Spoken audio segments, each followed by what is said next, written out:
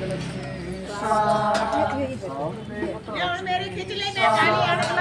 दो बच्ची ये सारी चढ़ा दो। ठीक है जी।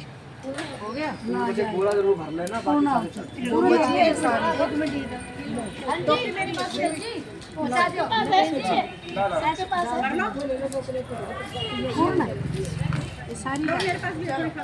हो गया।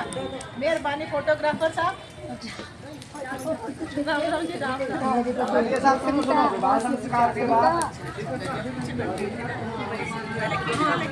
हाँ हाँ मैं बताऊँ पूर्ण नहीं होते जब तक कन्या वर के माँ मांग में नहीं पहुँचती, उनकी अर्धांगिनी नहीं बनती है। सब अर्धांगिनी कब बनेगी? जब उनके लेफ्ट हैंड में या माँ मांग में ये कन्या कहती है। इधर सुनाओ।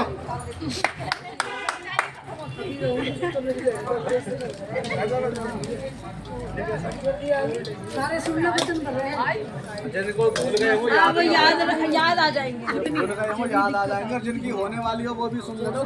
वो तो भगवान पे लगा हुआ है। वो तो अच्छे से याद कर ले। मुझे तो साहब बता के याद हो गए सारे।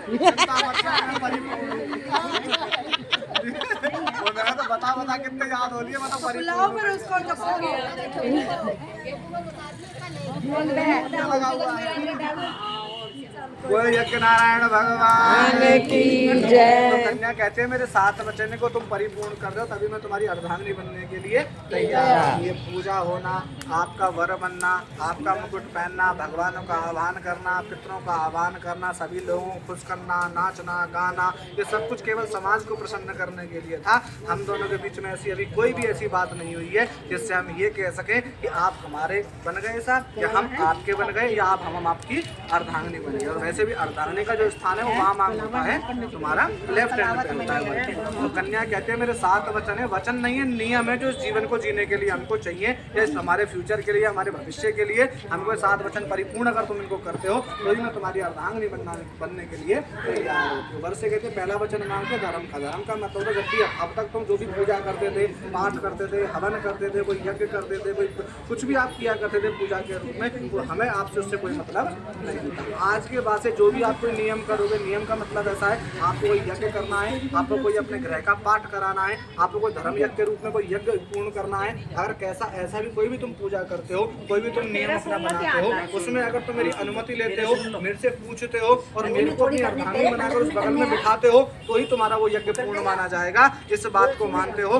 तो ही मैं तुम्हारी अर्धांगिनी बनने के लिए तैयार हूँ। तो वर कहता है कि हाँ जी, आज के बाद जो भी मैं पूजा करूंगा, जो भी नियम करूंगा, जो भी यज्ञ करूंगा, हवन करूंगा या पाठ करूंगा, मैं आपसे अनुमति भी लूंगा और आपको अपनी अर्धांगिनी बनाकर साथ में बैठाऊंगा, उसको बिठाऊंगा भी। ठीक है सर, पहला वचन हो जाता है। दूसरे वचन में कहता है साहब, कन्या दूसरे वचन में पूछती है कि कहने का मतलब दान। दान का मतलब ऐसा नहीं है रुपए 4 रुपए दान करे। दान का मतलब कोई भी ऐसा दान, जैसे कन्यादान हो गया, भूमि दान हो गया, गौ दान हो गया, या सर्दियों में जैसे किसी में लकड़ियां माघ में हम दान करते हैं, या गर्मियों में हम क्या करते हैं प्याऊ लगवाते हैं। तो ऐसा ना हो आपने बाहर से बाहर धन कमाया, बाहर आप इन चीज़ों को दान करके आ गए, ऐसा कदापि नहीं होना चाहिए। अगर तुम्हें कोई ऐसा दान करना है तो मना नहीं करूँगी, लेकिन मेरी अनुमति अवश्य ले लेना। मैं आपके साथ भी रहूँगी, भी हमें दान करना है या हमें अपने जीवन में ऐसी ऐसी चीज़ें हैं हमें दान इस रूप में करनी है। जिस बात को मानते हो तो ही मैं तुम्हारी अर्धांगिनी बनने के लिए